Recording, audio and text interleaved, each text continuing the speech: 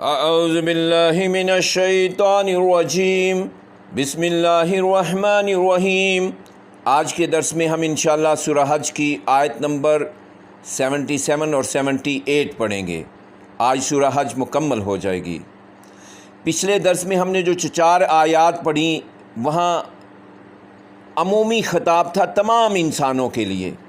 وہاں بیان فرمایا تھا کہ یا ایھا الناس، اے لوگو، تمہارے لیے ایک مثال بیان کی جاتی ہے، ذرا غور سے سنو۔ پھر ان کے معبودوں کی بے بسی بیان کی گئی کہ یہ تو ایک مکھی تخلیق نہیں کر سکتے۔ مکھی تخلیق کرنا تو بڑی دور کی بات، یہ اگر مکھی ان کے کھانے میں سے کوئی چیز چرا کے لے جائے تو وہ بھی اس سے نہیں چھڑا سکتے۔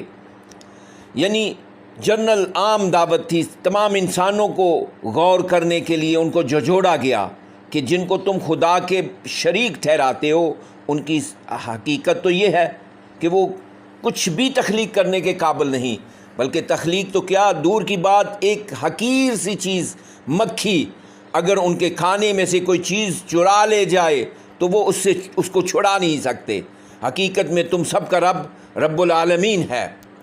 اب یہاں پر خصوصی دعوت دی جا رہی ہے، ان 2 آیات میں ان لوگوں کو دعوت دی جا رہی ہے جنہوں نے رسول اللہ صلی اللہ علیہ وسلم کے مشن کو قبول کر لیا دل و جان سے، اور اعلان کیا، دعویٰ کیا کہ ہم ایمان لاتے ہیں اللہ اور اس کے رسول پر اور یوم آخرت پر۔ فرمایا جا رہا ہے یا ایھا الذین آمنو، اے لوگو جو ایمان لائے ہو، اے لوگو جو ایمان کے دعوے دار ہو، ارکعوا واسجدوا، رکوع کرو اور سجدہ کرو، وعبدوا ربکم، اور اپنے رب کی عبادت کرو۔ یہاں صرف اصطلاحی رکوع اور سجدہ ہی مراد نہیں، بلکہ اللہ تعالیٰ کے ہر حکم کے سامنے مکمل طور پر سر تسلیم خم کر دینے کا حکم ہے۔ اسی طرح عبادت کے حکم میں بھی مکمل بندگی کا مفہوم پنہا ہے۔ یعنی عبادت کا معنی یہ ہے کہ مکمل طور پر انسان اپنے آپ کو اپنے رب کے حوالے کر دے، اپنے رب کے ہر حکم کے آگے سر تسلیم خم کر دے۔ پھر فرمایا وَافْعَلُوا الْخَيْرَ، نیک کام کرو۔ یعنی رکوع، سجدہ اور عبادت کا ذکر کرنے کے بعد مزید فرمایا جا رہا ہے نیک کام کرو۔ یہ کون سے نیک کام ہے؟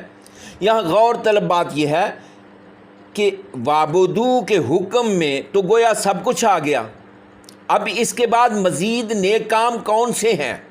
دراصل فعل خیر سے مراد یہاں خدمت خلق ہے۔ اس حکم سے مراد یہ ہے کہ اپنے آپ کو خدمت خلق میں لگا دو، اللہ کی مخلوق کی خدمت میں لگ جاؤ۔ اور خدمت خلق صرف بھوکے کو کھانا کھلانے تک محدود نہیں، بلکہ سب سے بڑی خدمت خلق یہ ہے کہ لوگوں کی عاقبت سنوارنے کی کوشش کی جائے۔ چنانچہ اس حکم میں یہ بھی شامل ہے کہ اے اللہ کے بندو، ایمان اور عمل کے جو حقائق تم پر منقش ہوئے ہیں ان سے دوسرے لوگوں کو بھی روشناس کراؤ تاکہ وہ بھی جہنم کا ایندھن بننے سے بچ جائیں۔ لعلکم تفلحون، لعلکم تفلحون، تاکہ تم فلاح پا جاؤ۔ اے ایمان کے دعوے دارو، کہیں تم یہ سمجھ نہ بیٹھنا کہ ایمان کا اقرار کر لیا تو بس اب فلاح ہی فلاح ہے، بس کلمہ پڑھ لیا کامیابی ہو گئی۔ نہیں، ایسا نہیں، تمہیں عمل کرنا پڑے گا۔ اگر تم یہ سمجھ بیٹھے ہو کہ بس ہم مسلمان ہو گئے ہیں، اب بیٹھے بٹھائے ہمیں جنت مل جائے گی، تو یہ تمہارا اپنا خیال ہے، تمہاری اپنی دل خوش کن تمنا ہے، جیسے بنی اسرائیل کے بارے میں اللہ نے فرمایا تھا تلک امانیہم، یہ ان کی تمنائیں ہیں۔ ایسا ہونے والا نہیں، جب تک تم اللہ کے آگے اپنے آپ کو سرنڈر نہیں کرو گے، اللہ کی مخلوق کی خدمت نہیں کرو گے، تم کامیاب نہیں ہو سکتے۔ امام شافعی کی رائے میں سورہ حج کی اس آیت کی تلاوت پر سجدہ تلاوت کرنا چاہیے، جبکہ امام ابو حنیفہ کے نزدیک یہ آیت سجدہ نہیں ہے۔ اس ضمن میں یہ بھی واضح رہے کہ آیات سجدہ پر سجدہ تلاوت کرنا امام ابو حنیفہ کے نزدیک واجب، جبکہ امام شافعی کے نزدیک مستحب ہے۔ یعنی اگر کوئی اس آیت پر سجدہ کرنا چاہتا ہے تو وہ سجدہ کر سکتا ہے۔ مزید اگلی آیت میں فرمایا وَجَاهِدُوا فِي اللَّهِ حَقَّ جِهَادِهِ، اور جہاد کرو اللہ کے لیے جیسا کہ اس کے لیے جہاد کا حق ہے۔ هُوَ اجْتَبَاكُمْ، اس نے تمہیں چن لیا ہے۔ اب یہ جہاد کیا ہے؟ ہم جہاد کے معنی جو ہے نا قتال لے لیتے ہیں۔ جہاد ہر مسلمان پر فرض ہے اور قتال ہر مسلمان پر فرض نہیں۔ جہاد کا معنی ہوتا ہے جدوجہد کرنا، کوشش کرنا، محنت کرنا، یعنی اللہ کے دین کو غالب کرنے کے لیے ہر انسان اپنے دائرہ اختیار میں جدوجہد کرے، کوشش کرے، جہاد کرے۔ هُوَ اجْتَبَاكُمْ، اس نے تمہیں چن لیا ہے اے امت محمدیہ۔ اب اللہ نے تمہیں چن لیا ہے جن کاموں کے لیے اللہ پہلے نبی اور رسول بھیجا کرتا تھا، اب نبی اور رسول نہیں آئیں گے، بلکہ امت محمدیہ کی یہ ذمہ داری لگائی جا رہی ہے کہ تم جو نبیوں والا کام تھا کہ اللہ کا پیغام اللہ کی مخلوق تک پہنچانا، اب یہ تمہاری ذمہ داری ہے۔ یعنی محمد رسول اللہ صلی اللہ علیہ وسلم پر نبوت ختم ہو چکی، آئندہ جبریل کسی کے پاس وحی لے کر نہیں آئیں گے۔ اب ان احکام کو، اس دعوت کو بنی نوع انسان تک پہنچانے کے لیے اللہ نے تمہارا انتخاب کیا ہے، تمہیں انسانوں میں سے چن لیا گیا ہے، اس عظیم مشن کے لیے تمہارا سلیکشن ہو گیا ہے۔ چنانچہ تم اپنے نصیب پر فخر کرو اور اس کام میں لگ جاؤ۔ وما جعل علیکم فی الدین من حرج، وما جعل علیکم، اور نہیں بنایا تمہارے اوپر یا تمہارے لیے، فی الدین، دین میں، من حرج، کوئی تنگی، یعنی کوئی ایسا حکم اللہ نے تمہارے لیے دین میں فرض نہیں کیا، تم پر واجب نہیں کیا جو تم کر نہ سکو، جو تمہاری استطاعت سے باہر ہو۔ ایسا کوئی عمل، کوئی حکم اللہ نے تمہارے لیے دین میں نازل نہیں کیا۔ یعنی تنگی سے مراد یہ نہیں کہ دین میں آسانیاں ہی آسانیاں ہیں، ایسا نہیں ہے، یعنی ہر وہ کام جو انسان کی استطاعت میں ہے وہ کرنے کا اللہ نے تمہیں حکم دیا ہے۔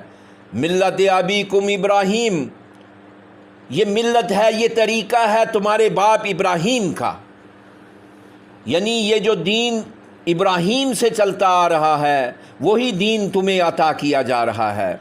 ہوا سماکم المسلمین، اسی نے تمہارا نام مسلم رکھا ہے، یعنی یہ جو مسلم نام ہے، مسلمان ہے، یہ تمہارے باپ ابراہیم نے تمہارے لیے انتخاب کیا تھا۔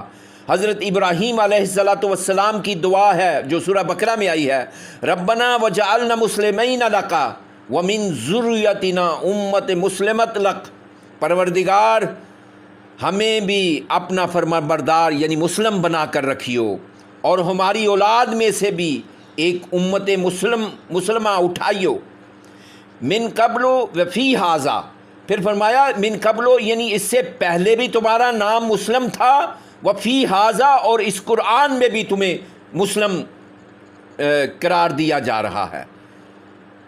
لیکون الرسول شہید علیکم، تاکہ رسول پیغمبر جو ہیں تم پر گواہ ہوں، شہید علیکم تم پر گواہ ہوں، وتکونوا شہداء علی الناس اور تم لوگوں پر گواہ ہو، یعنی جو پیغام رسول سے تم تک پہنچا ہے رسول تم پر گواہ ہیں کہ رسول نے وہ پیغام تم تک پہنچا دیا، اب تمہاری ذمہ داری ہے تم وہ پیغام تمام بنی نوع انسان تک پہنچاؤ اور تم لوگوں پر گواہ ہو جاؤ۔